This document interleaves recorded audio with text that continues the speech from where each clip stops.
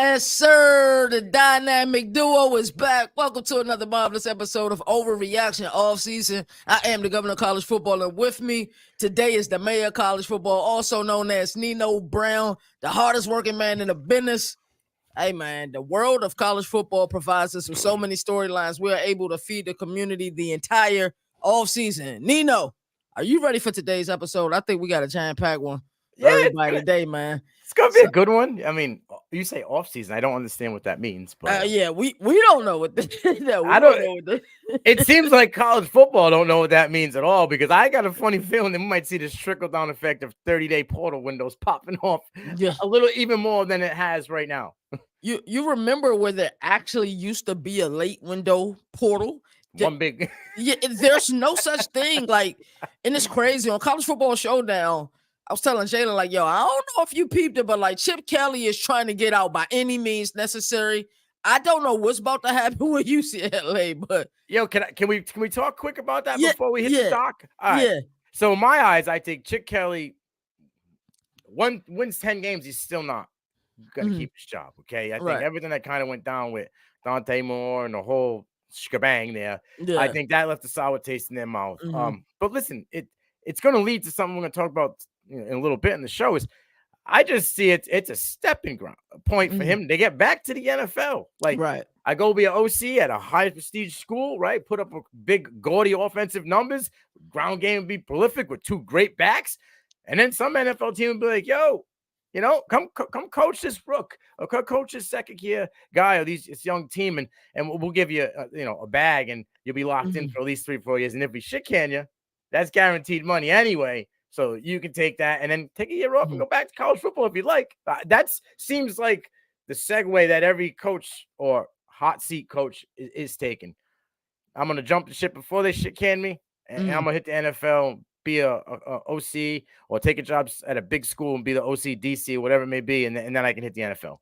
You remember how critical people were after our episode of No Country for Old Men? Oh man, and, I mean, it couldn't be any more accurate though. If you look at the current landscape of the sport, dog, this Chip Kelly thing, and I know we don't got it on the doc today. Who you think was more suited for success at Ohio State? You think it was Bill O'Brien as offensive coordinator, or do you think it was Chip Kelly as offensive coordinator? I know you're a big O'Brien fan, and I'm gonna look like a dummy to say that. I'm excited. I'm excited for him to be the head coach, at Boston College. Right. Like, I would rather him keep the coach that's there, and I said on Twitter, maybe go get Charlie Weiss Jr.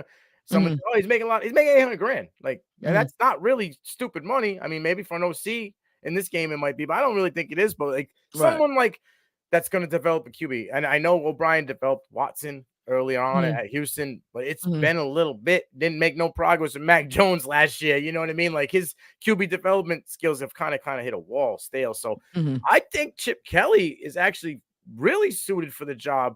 The way he likes to run his offense, the way he really gets the best out of his running backs, right? And now you're going to have two monsters in that backfield. Yo, I wouldn't be surprised if he has a lot of success. And this dude just literally jumps the charts as the guy coming out of college football next year to have an NFL job. Because, I mean, you have to be blind, dumb, deaf, or stupid to think that Ohio State isn't a favorite to be in the Natty right now, right? Like, I mean, the way everything's gone. It's just the fact that I would agree. Day says, I'm done with the offensive play call. Yo, Chip, what's popping, homie? Right. You know what I mean? I know you were my teacher, but I'll bring you over here and we'll let you run the offense. He's got to possess the ball. That's my only fear with Chip Kelly. He has to possess. You got to win time of possession when you're playing in that conference, especially with some of the defenses in that conference. Speaking of which, Nino, Big Ten and SEC have announced an alliance that I personally believe will help ultimately reform NIL and guide the NCAA in regulation. I believe you cannot have regulation without reform. Nino, this is a lot to unpack. How do you feel about the alliance? And I want you to shoot it to me straight, man. How you feel about it? So, Tom Petiti and Greg Sankey, I feel like they formed the Legion of Doom, right? Yeah. They woke up and they just said, Yeah, they what a chose violence. rush. You know what I'm saying? Like Pinky in the Animal brain. and Hawk in it, and they were just like, yo, we're gonna be the best tag team this place ever seen. But I get what they're trying to do, right? They're just trying to take control. And then words that they say they're banding together and form a joint adversary group with the goals of addressing the significant challenges facing college sports. That's quote unquote how they laid it out. You know what I'm saying? They just want to control the masses in reality, right? They're just trying to control the money, control the big teams. What is it going to be, like 34 total teams between the two conferences, right? And it's like it says it's going to be presidents, chancellors, ADs, and then maybe if necessary, they'll bring in players in part of this council. You think the players are coming? That's going to be a last minute resort, only if you hear some rumblings that things aren't rolling the way it should be. Like that's the only way they're going to bring in pristine players to come back into this secret society that they're developing between SEC and the Big Ten.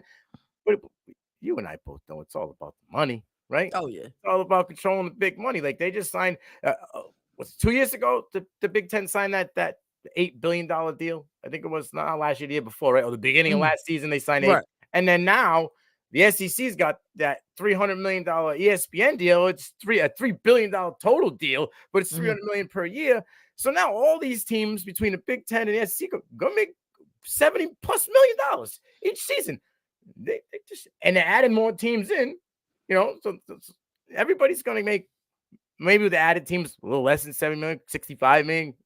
excuse me. But it's all about controlling the money and controlling the direction of what that they want to do. And, you know, even I hate the guy because he screwed up Massachusetts, but even Charlie Baker's kind of like talked about how he wanted to develop some kind of system to control this, right? So what are your thoughts on how this tag team duo is jumping in here? They're throwing elbows off the top rope. This is kind of like, I say NWO, like because and like I referred it to wrestling because it's kind of like they Generation X and NWO. They just came out one episode and just kicked the freaking door open, took the microphone and said, "We're the new duo and we're taking over, and you guys can all eat shit." I feel like this is what these guys did. Big 12, ACC, you guys were late to the party. You watched Pac-12 do whatever they did for the last year and a half. Nobody stepped up. Nobody put their George pants on. Yeah, you know. So they just said we're taking it out, and now you're looking at like Hollywood Hogan out there swaying around with his money bag and shit. Greg Sankey, and here comes Nash or Hall or Sting or whoever you want to call him as his boy, and they're out there just talking shit, running game, and there's nobody out there that can say a goddamn thing to them. None. Like these NIL sanctions that came out, Tennessee just turned around and pissed in their faces. That shit's gonna be out the window. Yeah, their attorney generals was not having it. Tennessee hooked up with Virginia, right? Like if anybody to go and have Tennessee's back, VA type stuff. I got you, dude. And then all of a sudden, Jason Mejires is a bad dude. The attorney general here. You don't play around. And then Georgia said something, and Ohio State said something, and these dudes crumbled like a cookie that was stale, bro. Come on, get out of here. This tag team duo right here is about to take over. They've been champs for a long time, and they're about to run shit. Yeah, so I love the alliance. I know a lot of people seen it as a negative denotation.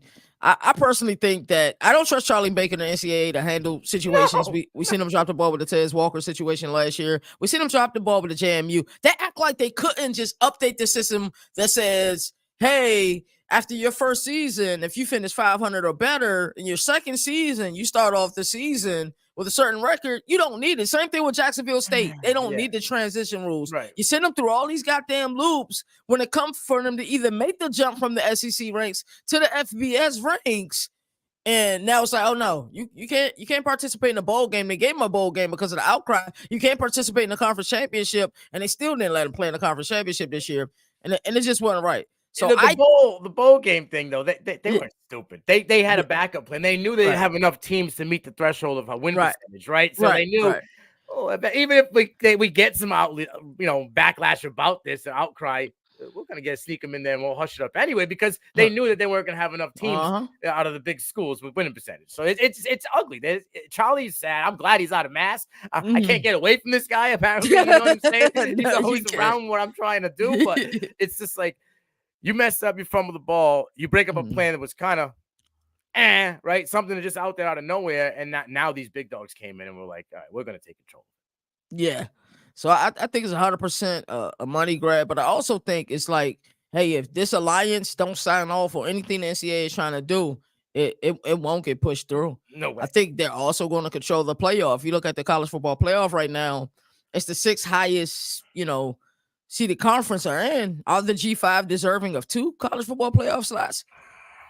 I think that's another thing that'll be changed. I also believe that teams 7 through 12 will probably all come from the alliance. If we're being honest, because they're at large bids, and they would have last year. If you looked at last year's playoff, team 7 through 12 would have definitely been from the alliance. Yeah, the 12 team was Liberty because of would have been Liberty because of like the stipulation about the highest winning conference team. Yeah, I think you're right. I mean, we said this. I mean, most people in this industry knew that they're trying to go to a super league, right? Like maybe they scoop the best of the best out of the Big 12 and the ACC in a year or two, right? And then that's this alliance group, right, between the two conferences, and then the rest would fall to the G5 2.0 or whatever they want to call it. You know what I'm saying? Like the group 2.0, anything they want to, the other group, you know what I mean? Like, because that's the way it would go. But I mean, the crystal ball everybody's been looking at, that's what seems to be, the outcome and the future that we're seeing. If you go to that Back to the Future Almanac, that's what they're putting out there. That's your best bet, So I don't know. I'm with you. I think, they're just trying to control the ship. Yeah, and I don't deem that as a bad thing. I think Tony Petitti and both Greg Sankey, I think they care a lot about the sport. So I would much more trust them than I would trust Charlie Baker, who, I don't even know bro like football, just to be honest with you. But you're getting more and more like ADs and more presidents of schools. Like you got, the Illinois AD, John Whitman, he's like, yo, this could accelerate the change. Like, so he's behind it 100%. And then you got, you get the guy from, who was it? I can't think of it. Moorhead, right? From Georgia, the president of Georgia. He's like, these are the two guys you want as the catalyst to this, because they're straight pit bulls. Like you can't tell these guys no, unless you have proven facts and something that's going to be better than what they're bringing to the table. So they're getting backing from bigger and bigger named guys in this. I know they're part of the alliance too, but you get everybody in the alliance on, whether it's presidents, ADs, and all these, they're going to be a force that nobody really can stop. Yeah, it's going to be dangerous. Like, you better know what you're talking about when you're talking to people like Greg Sankey and Tony Petitti. You better know what you're talking about. Speaking of which, we are seeing somewhat a mass exodus of coaches leaving the sport, saying it's become more about fundraising and recruiting than actual coaching. I believe we're about to see the best form of college football. My guy Jalen from College Football Showdown said he thought I was naive. I was like, I truly believe we're about to see the best form of college football, a sport with parity, because I believe NIL is going to bring more parity to the sport and an improved postseason. The thing that college football struggles with, greatest regular season, postseason is a little like the college football playoff 4-team era was great. But bowl season games, especially some of those earlier bowl season games, felt like participation trophies and matchups a lot of people didn't want to see. Then you had the fact that a lot of these players are just gearing up for the pros. A lot, people were highly critical of college football postseason. I agree that they have the right to be critical. I still enjoy it, just like I know you enjoy it, but we're also sickos at the same time. but there is room for improvement. Like, why are coaches leaving at such a rapid pace? Well, before I hit that, I want to touch on the point you and Jalen had, right? Like, so like, I'm kind of 50-50 on what you said. Yes, we might see, a little bit more parity, but like the NIL is a problem because not all schools have the same bank card that they're working with. Like, I don't believe Ohio State spent $13 million in NIL money, but that was what the rumor was. They put out $13 million bag to get the guys they got in the portal. It's probably somewhere around 7 or 8. You know what I'm saying? Everything gets exaggerated in this community, but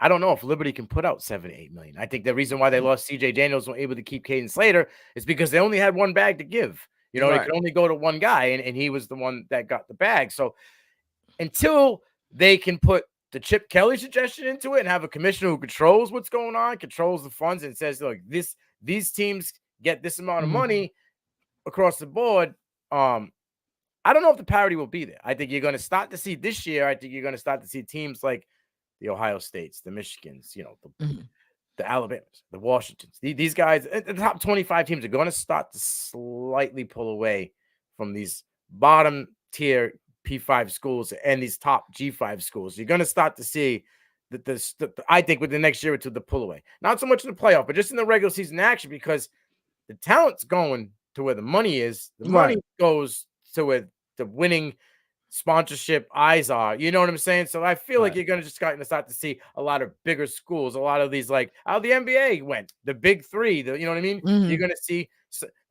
big three on defense or a big three on offense, where you got the big name money guy, you know, and QB, or running back, wide receiver. And but that's the way I look at it. I see where you're coming from, because you're going to get younger coaches in the game, right? So you're going to get more of this. Most younger coaches want that up-tempo, high-paced offense, right? You know, get 75, 80 plays, you know, off each game. So that will bring better viewers, a better game to watch, you know, but are they ready for the game? Are they ready to step in, you know, or are they a lot of these guys ready to be Ben Johnsons and no, I'm not ready to be a head coach somewhere, and I'm going to just sit back and take another year? Or will they be Josh McDaniels and jump too early and then fall on their face and have to reset the whole market? But as far as why people are leaving,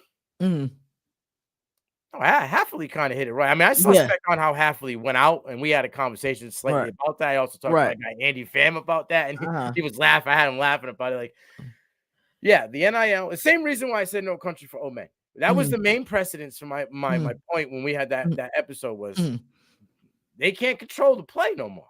They don't control. They are not in the driver's seat no more. It's pretty much an even playing field. And some might say it's 51-49 right now to the players, because they haven't connected this, or be able to control this NIL portal thing. Like, okay, we're only going to let you, you know, once, you know, per year, you hop into the portal, you have this amount of window.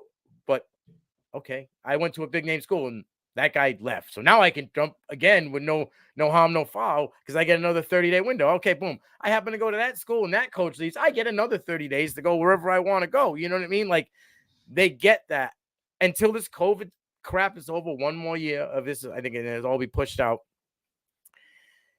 I don't think coaches are going to want to stay in longevity. Like, unless you get guys like Bill O'Brien, older guy, right? Had his turn in the NFL, did his thing, had success at college. Okay, I can stay home, stay where I am. You're probably going to hear the deal, you know, 10-year deal or something where he gets to stay there and end out his coaching career at BC. Love it. Beautiful.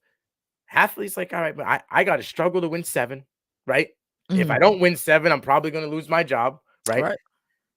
I had to exuberate myself to get who we got in the portal, to get where we are. I'm only making under $4 million, 3.47, I think was his deal. Or I can go be a DC at Green Bay, right? Not have to worry about coaching kids, really. Not have to worry about recruiting. Not have to worry about his NIL money, because the owner's going to take care of all that stuff. That's out of my control. But I'm going to somewhere where the defense stunk last year. And if I do anything to make that somewhat even a quarter better than what they were, now I got cushion for a couple of years. You can get a head coaching job. Exactly. And he's younger too. And you're only taking a small pay cut to have comfortability and you know, and get to spend more time with his family. Thank you. And that's something that you two talked about during your interview last year. He doesn't get to spend a lot of time with his family. No, now he's got 3-4 years knowing he's going to be in Green Bay. Yeah, it's cold, but you know, he was in Boston. Yeah, so he'll be all right. But like, it's like I said, it all trickles back to the money. Like, Harbaugh left, right? He was getting $8.2 million from Michigan. They doubled that. He's making 16 per in the NFL with LA. Okay, right? Halfley was making, like I said, 3.47, a little under 4. I think he's making just under 3 to be the DC in Green Bay. Not really a big hit. Like I said, you have comfortability. You know, you have job security. Like, you're good. All you have to do is be a little bit better than the guy before you, and you're Gucci. And then, God forbid, that head coach makes a boo-boo. You ain't really got to go nowhere. You're just making a lateral step over and putting on another headset, and you might have a coaching job, right? And who knows? Now you're looking at 6-7 years and locked in. So that works. And then you go over here, look at Leah Cohen, the guy who's bounced around from NFL to both of the ranks to college. Well, I think it's last 4 years he's been back forth. Yeah. Now he's got himself a deal, you know, with Tampa Bay, $1.7 million. I don't know what he was making in Kentucky. I think it was a little bit underneath that, right? But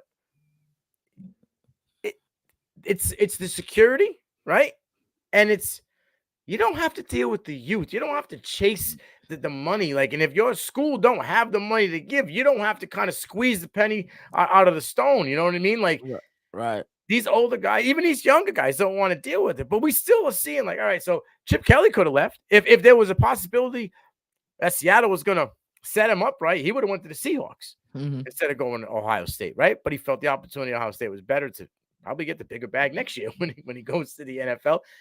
Could Ryan Grubb be the next guy that goes? Like, could he be the guy to go to Seattle now and leave Alabama?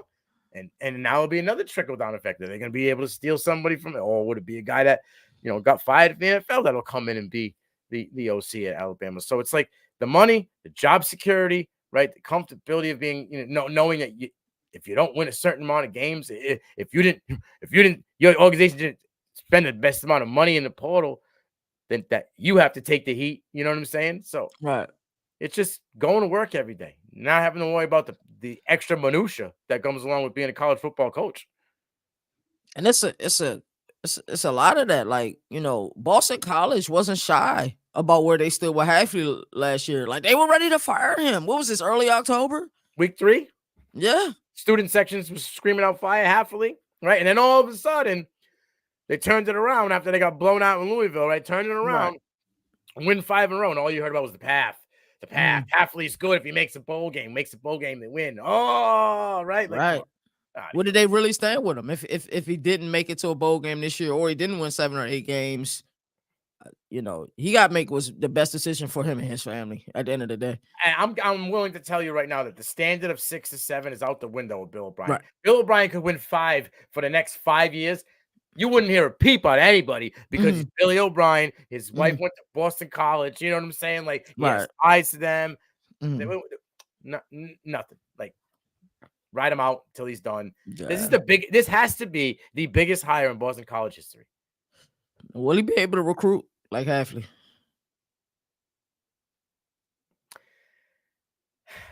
Did Hafley really recruit good? They only recruited 10 guys this year and only signed 7. He was really good at the portal. He's the portal guy. He was a portal guy for sure. He did well in the portal. But back-to-back years, he had success in the portal.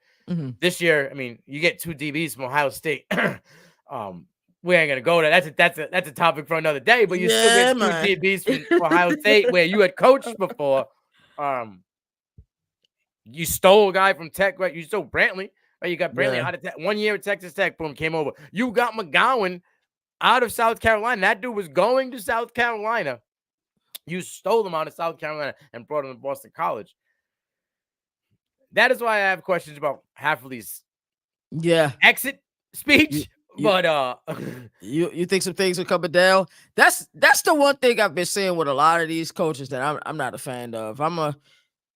You and I are a lot of like, we're aligned on being stand-up men, and we try to handle ourselves accordingly. That's in our relationships, that's in our friendships, that's in our business relationships, and that is at work. There are certain conversations that need to be had. I need to be able to look another man in his eye, shake his hand, and tell him what I need to tell him. What's up with some of these coaches just exiting the way that they're exiting? Like Jed Fish, for instance. Like, Hafley's was worse, bro. Hafley told 5 total players he was out. Castellanos was 1. That's it. Come on, man. Yeah. Come on, like, man. I don't know. Fish, like, I think he passed. I think he passed and Fafita, in conversation while he was walking out the door. Shout out to our guy D now. We see you, my man, doing your thing. It's an easy exit, bro. And the way it is they don't even have to see these kids again. So they think until they're in the NFL or something, they have to draft this boy, and he's like, he might pull a Caleb and say, I don't want to go there, bro. I already got the shit end of the stick from you once. You know what I mean? I can't trust you as a man now. You know how many promises are made in a sport? Like, every year, I tend to watch The Program and Blue Chips. They're 2 of my favorite collegiate sport movies. And if you think about, and that's what I was just about to say. If you think about what was going on in those movies, then both of those movies were made either in 1993, or one was made in 93 and the other one was made in 94. It's still happening. All of the 30 years later, this is still happening in our sport. Facts. And it's crazy.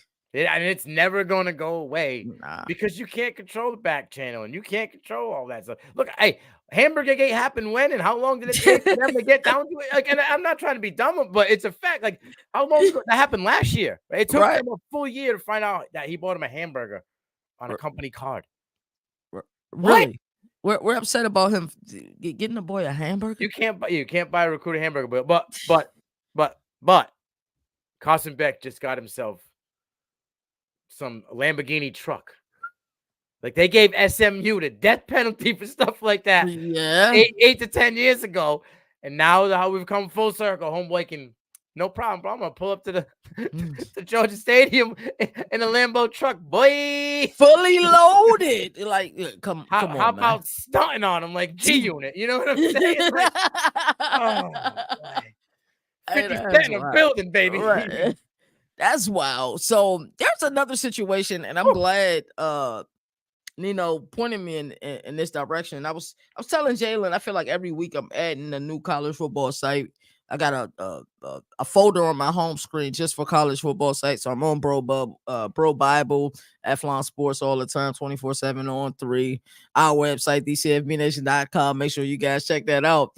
And I wasn't aware of the situation, but I'm glad Nino made me aware. So this Zach Arnett and Will Rogers situation is rearing its ugly head.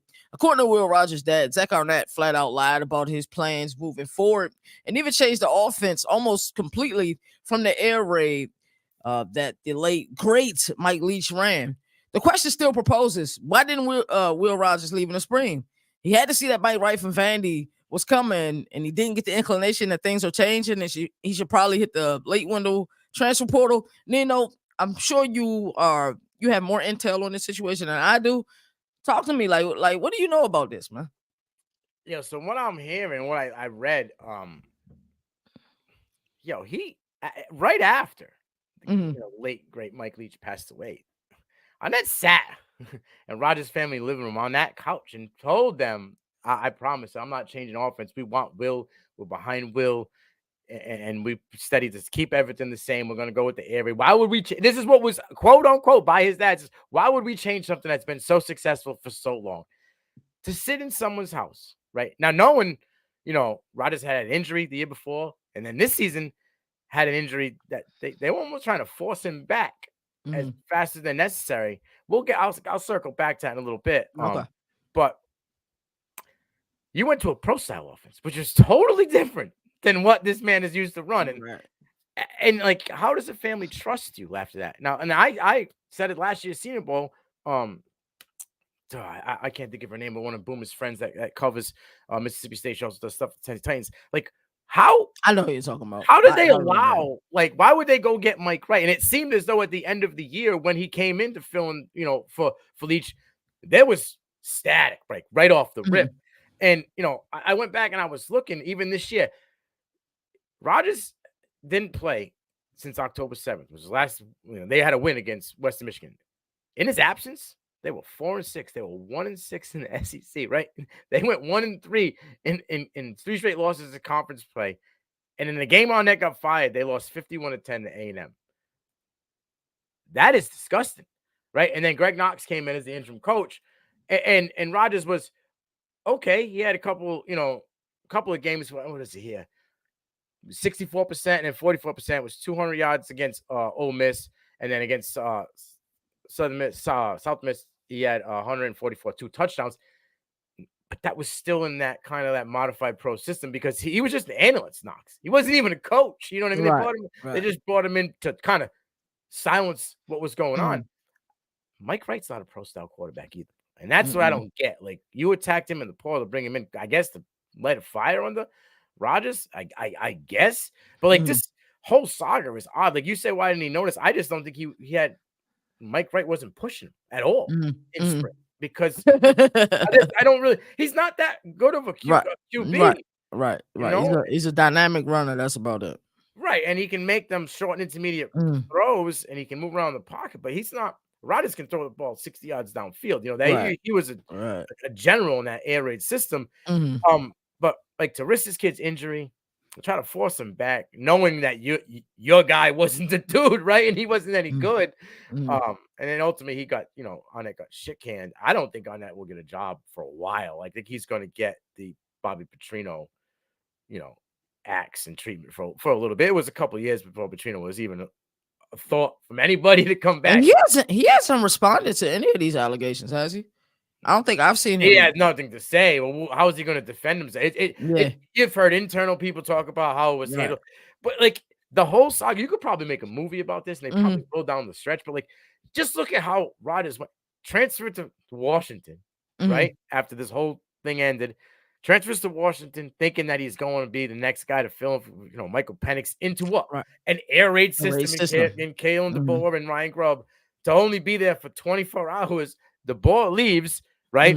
He enters the portal again, has to stay there because he hasn't figured out what he's going to do. While they bring in Fish, he's in the locker room. They're showing pictures of him in the locker room for Jed Fish's inaugural coaching speech, right? Not knowing he's on the sideline wearing a Washington jersey at the national championship game. Like, talk about like the ups and downs. Right. And now you decide you're going to stay. You're probably going to be the QB1 there under Fish, because that'll be somewhat of like a air raid, not modified version of an air raid. Right. That's how he kind of ran it in Arizona, right? And it's a quarterback friendly offense. We seen what Noah Fito was able to do. Yeah. It's not an air raid system, but it's similar to an up tempo, push the ball. It'll fit what he's able to do, being that sub 69-70% complete passer. Absolutely. Absolutely. So like just the whole situation, but like they lost a lot of wide receivers. You know what I'm saying? And people was like, oh, they got raided. They lost 16 starters. They lost like 7 starters in the portal. A lot of these guys were backup depth guys. A lot of these guys saw a limited time. And then some of the starters were only starters kind of like midway through the season. So it's skewed. Yes. But the whole situation with Rodgers, I mean, I hope to God he balls out this shit just for himself. But in reality, in the end, in the scheme of things, goes out and has 3,600 yards, right? 30 touchdowns, 28 touchdowns. Does it get him out of the 5th, 6th round in the end? Unless he can have, one hell of a Senior Bowl performance. No, you got to look at this. You got the injury history, right? Like some people are going to say this whole thing, and especially if he doesn't ball out, a lot of people are going to say like this has got to be mentally scrutinizing on him, right? The whole thing that went down, like. So then you're going to have questions. And, of course, if he goes to Senior Bowl, and even if he does ball out, if he doesn't interview well and be able to handle the process, that's going to be like it just – I truly believe, mark this down. What's the date? February 2nd, 2024. I believe within a 2-year deal, we will see some kind of ESPN 30 for 30 movie about the Will Rogers saga, because it just lines up to be a perfect script. It does. I feel bad for the kid. I really hope he balls out. I just don't know. I'm hoping he lights it up too. He can get himself out of the 5th, 6th round and have a long, maybe he could be a career backup. I don't know if he can be a starter in the NFL. I just don't know. We've seen other quarterbacks, be able to leave from the SEC, go to the, they're not even in the Pac-12 anymore, but the Pac, right. So we it remains to be seen, man. This is a fire episode, man. We touched on a lot of things, man. I'm so excited for this offseason. And it's crazy because I don't feel like, and I know it's the same way with you, I don't feel like it's the offseason. There's been so many storylines going on. I equate it to you remember the stories that, our grandmothers used to watch, like the Young and the Restless, and As the World Turns. Like, I feel like that's what college football is for us. Every day, it's some sort of story. And, man, you just got to get your popcorn ready, man. This is Overreaction Offseason. That is my guy, Nino Brown, a.k.a. the mayor of college football. I am the governor of college football. And until next time, y'all already know what it is. 1.